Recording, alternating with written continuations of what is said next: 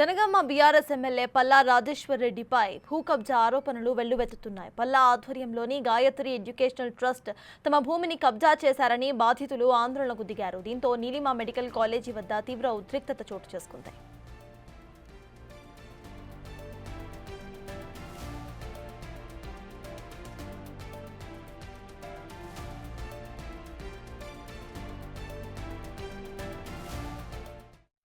జిల్లా ఘట్కేసర్ మండలం వెంకటాపూర్ గ్రామ రెవెన్యూ సర్వే నంబర్ 796లోని 11 ఎకరాల 20 గుంటల్లో 7 ఎకరాల 20 గుంటల భూమిని గాయత్రి ఎడ్యుకేషనల్ సొసైటీ కొనుగోలు చేసిందని బాధితుడు కుంట్లూరు మాజీ సర్పంచ్ కళ్లెం ప్రభాకర్ రెడ్డి తెలిపారు. మిగతా 4 ఎకరాలు తమ భూమిలోని రాజేశ్వర్ రెడ్డి తన అనుచరులతో కలిసి ఆక్రమించేశారని ఆరోపించారు.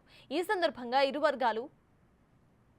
వర్గాల మధ్య తీవ్ర వాగ్వాదం జరిగింది. ఒకరిపై ఒకరు తోపులాటకు కూడా దిగారు. పోచారం ఐటీ కారిడార్ పోలీసులు సంఘటనా స్థలానికి చేరుకుని పరిస్థితిని చక్కదిద్దారు.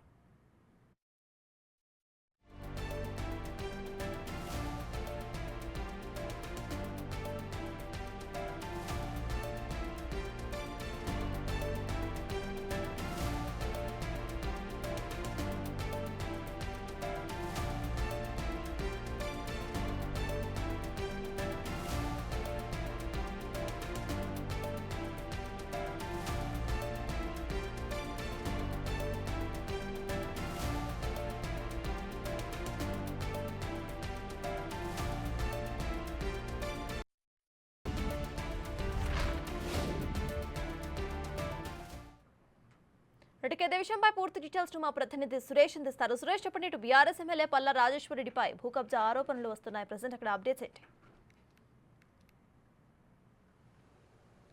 పల్లా రాజేశ్వర్ రెడ్డికి సంబంధించిన బాధితులు ఒక్కొక్కరుగా బయటికి వస్తున్నారు. తమను బెదిరించి అక్రమంగా భూమిని లాక్కొని కబ్జాలో ఉండి ఇన్ని రోజుల నుంచి, ఎందుకంటే గత ప్రభుత్వంలో ఆయన చాలా కీలకంగా వివరించారు.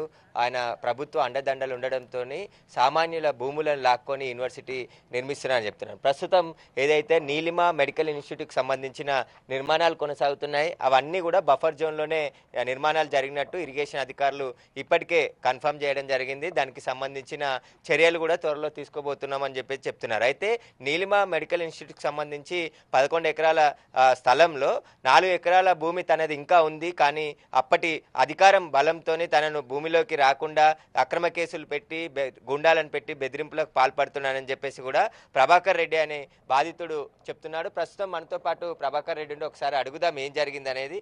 మీ భూమి అందులో ఎందుకుంది? మీది ఎంత ఇంకా ల్యాండ్ ఉంది అందులో? అది మొత్తం 796 సర్వే నెంబర్ 11 ఎకరాల 20 గుంటలు ఎక్స్టెంట్ టోటల్. అది అందులో నా దగ్గర ఒక 2.5 ఎకరాలు తీసుకుండు, వేరే వాళ్ళ దగ్గర ఒక 5 ఎకరాలు తీసుకుండు, మొత్తం 7.5 ఎకరాలు భూమి తీసుకుండు. అది మిగతాది 4 ఎకరాల భూమి ఇంకా పెండింగ్ ఉన్నది. మేము ఎప్పుడు వచ్చి అక్కడ అడుగుతున్నాము. ఆ గోడ పెట్టేటప్పుడు కాలేజీ కట్టేటప్పటి నుంచి 5 సంవత్సరాల నుంచి నేను తిరుగుతూనే ఉన్నా. ఎప్పుడు వచ్చినప్పుడు కూడా ఆ గోడ పెడుతున్నా, మరి మాది ఇట్లా గోడ పెట్టుకుంటున్నాం, మీరు ఏం చేస్తున్నాం అంటే, నేను ఏదో ఒకటి మాట్లాడితే లేకపోతే పక్కకి ఇస్తా అని చెప్పి దాన్ని ఎంతో 5 సంవత్సరాల నుంచి పొడిగించుకుంటూ వస్తుండు. రాను ఎట్లయిపోయిందంటే, ఇక ఆయన అధికారం చేతులు ఉందని చెప్పి రోజు ఇంత మెడికల్ కాలేజ్ ఎక్కడైతే పెరుగుతుందో, రేట్లు ఎప్పుడైతే పెరుగుతున్నాయో, ఆయన అధికారంతో ఎప్పుడైతే ఉంటుండో రోజు ఇంత మాట చేంజు, లేకపోతే మాట్లాడే పద్ధతుల్ని చేంజ్ వచ్చి మరి నన్ను పెండింగ్ పెట్టుకుంటూ వచ్చిండు. గత మన ఏడాది కింద కూడా ఆయన ఇంటికి కూడా పోయినా, మరి అడిగిన నా భూమి ఇట్లా ఇచ్చిపోయిండు ఆడిచ్చినావు అంటే, నేను చేస్తే ఏదో రకంగా అన్నాడు. మళ్ళీ ఒకటి వచ్చి మన 6 నెలల కింద ఒకసారి వచ్చి కూడా నా భూమి ఎందుకు ఇట్లా గోడ పెట్టుకుర్రంటే, నీ భూమి తక్కువ ఉంది, వైభవ కాలనీ పోయింది, లేక భూమి తక్కువ ఉంది అని చెప్పిండు. మరి పోయి మళ్ళీ కూడా తీసుకుపోతే ఆయన దొరకలేదు. నేను పొద్దున మరి రోజు ఇది లేట్ అవుతుంది, రోజు ఇంత కబ్జా పెట్టుకుంటే పొద్దున వస్తే మరి వాళ్ళు గుండాలు వాడికొచ్చి నేను వచ్చి విలేకరుల సమావేశం లేకపోతే నా భూమి ఇదే అని చూపించడానికి వస్తే మా వాళ్ళను 4 ఎకరాలను కలిసి వచ్చిన వాడికి వస్తే ఆయన తమ్ముడు సతీష్ రెడ్డి, ఇంకోడు ప్రవీణ్ రెడ్డి, ఇంకోటి కలిసి ముది ప్రదీప్ రెడ్డి కలిసి నానా బూతులు, హంగామా, చెప్పు దెబ్బలు, దౌర్జన్యము, నీ భూమి ఎక్కడుందో చూసుకోపో అని చెప్పి మెడల్ పడి బయటకు నూకుడు దౌర్జన్యం చేసి మరి మీది కొట్టనీకి వచ్చిర్రు. మరి చెప్పులు లేపి తీసుకొచ్చిర్రు. మరి అడ్డగోలిగా తీసుకొచ్చి మరి నన్ను ఆ పొద్దున భయభ్రాంతలకు గురి చేసిండు.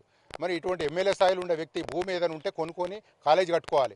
అంతేగాని మరి ఎక్కడున్నా తీసుకొచ్చి మరి 4 ఎకరాలు నా భూమి తీసుకొని కబ్జా పెట్టుకొని, నీ భూమి ఇయ్యనిపో, తక్కువ రేటుకి ఇస్తే నేను చేసుకోపోని మరి అనే వ్యక్తి మరి గత ఎమ్మెల్యే గెలిచి మరి ఎన్నో పనులు మరి మా అటువంటి వాళ్ళని ఎంతోమంది అన్యాయం చేసి రేపు ఉదయం ఎట్లా ముందుకు పోదాం అనుకుంటున్నావు, కాలేజీ ఎట్లా కడదాం అనుకుంటున్నావు, ప్రజలకేం న్యాయం చేద్దాం అనుకుంటున్నావు. ఈ రోజు నేను వచ్చి మేము అన్యాయం అవుతుందని చెప్పి నాలంటి వారి, నేను కుంట్లూరు సర్పంచ్, ఎక్స్ సర్పంచ్ కుంట్లూరు, నాలాంటి వానికి ఇంత భూమి చూసి ఇంత మరి పబ్లిక్లో తిరిగేటోనికి అన్యాయం చేస్తే కామన్ మ్యాన్కి ఏమాత్రం న్యాయం చేస్తాడు? ఒక ఎమ్మెల్యే స్థాయిలో ఉన్న వ్యక్తి ఏదైనా టైటిల్ క్లియర్ కొనుక్కోవాలి. మరి అది కొనుక్కోకుండా మరి గోడలు పెట్టి మరి ఆ భూమి పెండింగ్ పెట్టుకొని మరి ఎప్పుడైనా సంపాదనకు అలవాటు పడ్డాక ఎటువంటి తప్పులు చేయదు. మీరు ఎందుకు ఇన్ని రోజులు మరి మీ భూమిని స్వాధీనం చేసుకోలేదు, అందులోకి ఎందుకు పోలేక ప్రయత్నం చేశారు? ఆయన రకరకాలుగా మబ్బై పెట్టుకుంటూ వచ్చింది 4 సంవత్సరాల నుంచి. ఎప్పుడైతే తీసుకొచ్చి వచ్చిండో నేను అక్కడ విజయవాడ రోడ్కుంటా, నేను ఇక్కడ వచ్చేసరికి ఎప్పుడో 6 నెలలకో 3 నెలలకో వస్తున్నా. వచ్చే లోపల రోజు ఇంత రూపాంతరం చెందుతుంది. రోజు ఇంత గోడ పెట్టుకొచ్చి అక్కడికి వెళ్ళి గోడ పెట్టించుకొని వచ్చిండు.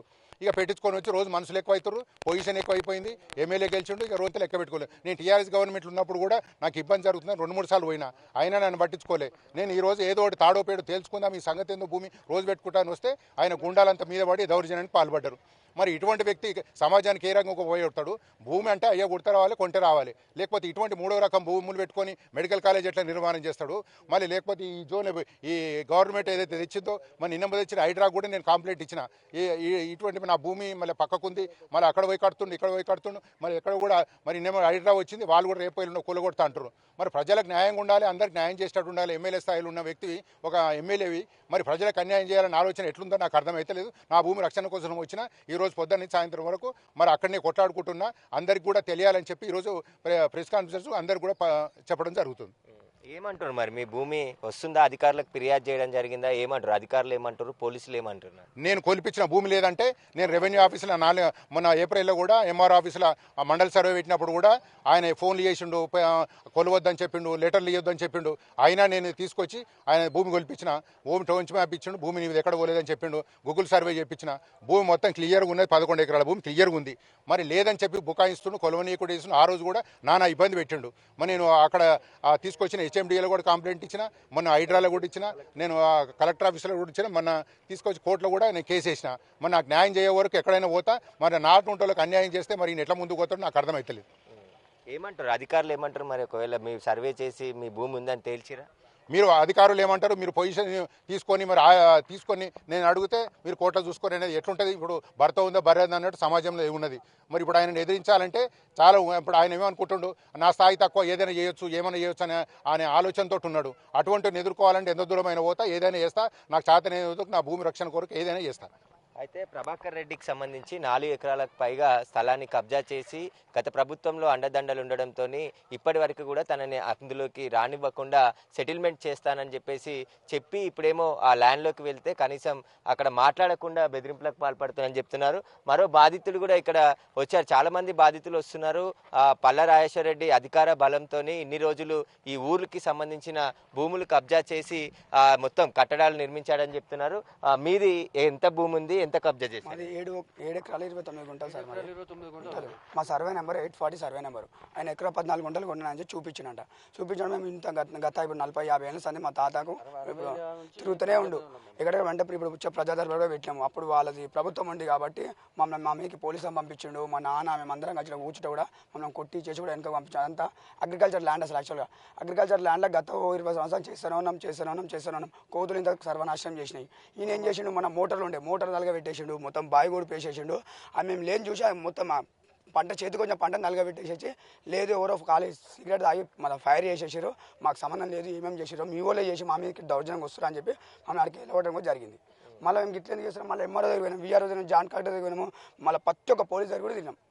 ఏం చేయాలా, మేము పేపర్ అంటే పట్టుకురావాలి. ఇప్పటికి కూడా మళ్ళీ రీసెంట్ కూడా మా అంటే 2 నెలలు అవుతుంది. అప్పుడు ఈ ప్రభుత్వం వచ్చినాక కూడా ఇంకా కనీసం 2 నెలల సంవత్సరం తిరుగుతూనే ఉన్నాం. ఎంతుంది భూమి మీద? ఎంతుంది? 7 ఎకరాల 14 గుంటలు, 24 గుంటలు, 29 గుంటలు. సారీ, అయితే దాని సర్వే నెంబర్ 840 సర్వే నెంబరు. ఆయన ఎకరా 14 గుంటలు కొన్నానని చెప్పి మా గవర్నమెంట్ దగ్గర కొన్నానని మాకు చెప్పి మళ్ళీ నువ్వు అంతా కొన్నావు నీ దాంట్లో నువ్వే ఉండాలంటే మాకు సరిపోతలేదు, మేము కాలేజ్ పెద్దగా చేసుకోవాలి, మా సంస్థ పెద్దగా కావాలి, మాకు ప్లేస్ సరిపోతలేదు, మీరు ఇవ్వండి, మీ చుట్టుపక్కల అందరు ఇచ్చిర్రు అని చెప్తే, అవు సార్ మేము చేసుకునే దీని మీద మాకు పిల్లలు మాకు 40-50 మంది ఉంటాం, మేము పిల్లలు మేము ఎరుకోవడం సార్, మేము ఎరుకోవడము, ఎస్టీ ఎరుకోవడము, మేము పందులు చదువుకొని వ్యవసాయం మీద బతుకోలేము, గంపలు అల్లుకొని బతుకోలేము మేము.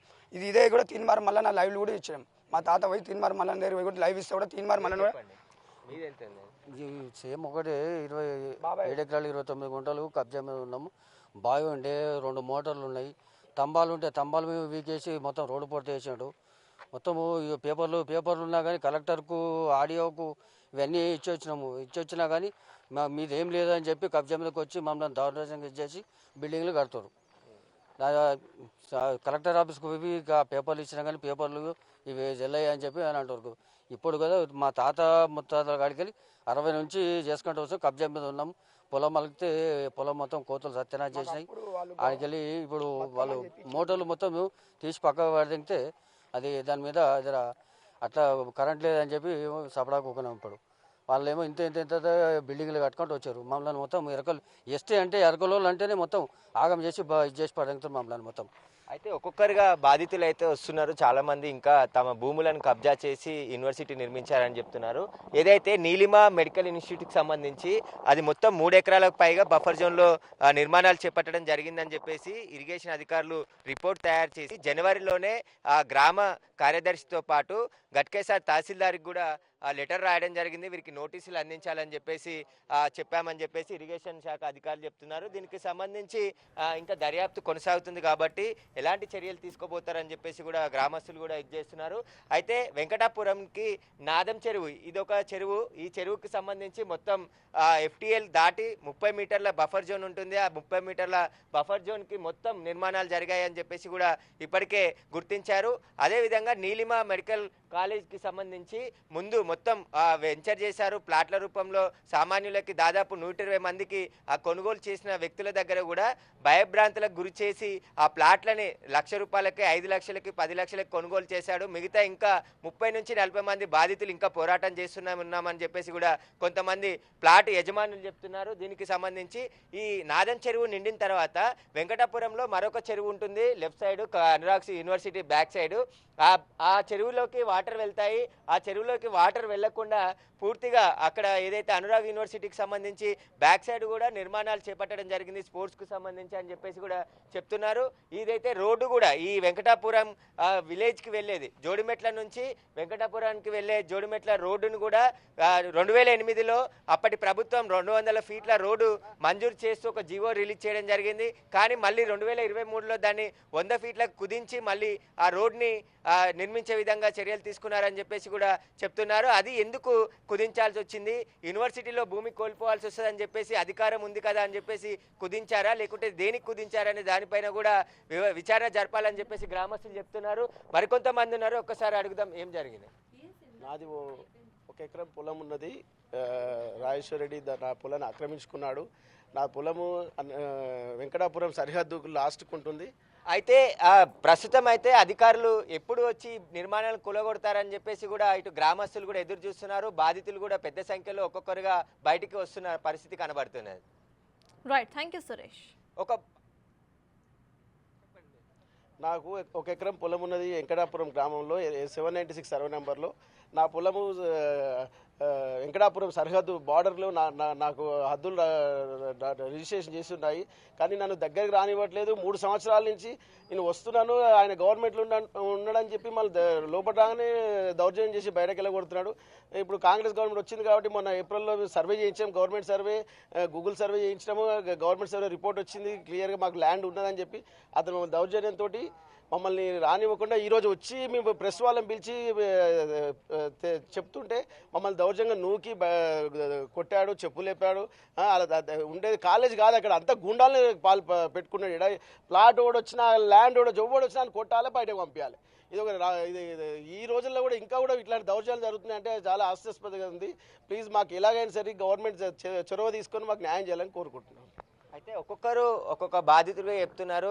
ఒకరు ఎకరం భూమి ఉంది, మరొకరు ప్లాట్లు కొనుగోలు ప్లాట్లని కబ్జా చేసి వాటిని యూనివర్సిటీలో కలుపుకున్నారని చెప్పేసి చెప్తున్నారు. ఇంకా చాలామంది బాధితులు ఉన్నారు, వరుసగా వస్తున్నారు. ఎందుకంటే విషయం ఇన్ని రోజుల పాటు అధికారులు ఎందుకంటే బఫర్ జోన్లో నిర్మాణాలు జరుగుతున్నాయని తెలిసి కూడా ఎలాంటి చర్యలు తీసుకోలేదు. దాదాపు 10 అంతస్తుల బిల్డింగ్స్ ఇక్కడ నిర్మించుతున్నారు. దానికి సంబంధించి ఒకసారి ఆ నీలిమ ఇన్స్టిట్యూట్కి సంబంధించి మొత్తం ఇప్పటికే 10 అంతస్తుల నిర్మాణం జరిగింది. ఇంకా నిర్మాణాలు కంటిన్యూ కొనసాగుతూనే ఉన్నాయి. ఇప్పటికీ అధికారులు ఎవరైతే రెవెన్యూ అధికారులు కావచ్చు, ఇటు గ్రామానికి సంబంధించిన స్పెషల్ ఆఫీసర్ కూడా ఇప్పటికీ ఈ కట్టడాలను అడ్డుకోవట్లేదని చెప్పేసి కూడా గ్రామస్తులు ఆవేదన వ్యక్తం చేస్తున్నారు. ఖచ్చితంగా అనురాగ్ యూనివర్సిటీకి సంబంధించి అక్రమ కట్టడాలన్నిటిని కూడా కూల్చివేసి తమకు న్యాయం చేయాల్సిందిగా వాళ్ళు డిమాండ్ చేస్తున్నారు. ఇటు ప్రభాకర్ రెడ్డి కూడా కుంట్లూరు మాజీ సర్పంచ్ సంబంధించి ఆయన 4 ఎకరాల భూమి అందులో కోల్పోయాం కాబట్టి ఖచ్చితంగా నా భూమిని నాకు తిరిగి ఇప్పించాలని చెప్పేసి అధికారుల చుట్టూ, పోలీసుల చుట్టూ తిరుగుతూ జరుగుతున్నప్పటికీ కూడా ఇప్పటివరకు ఎలాంటి చర్యలు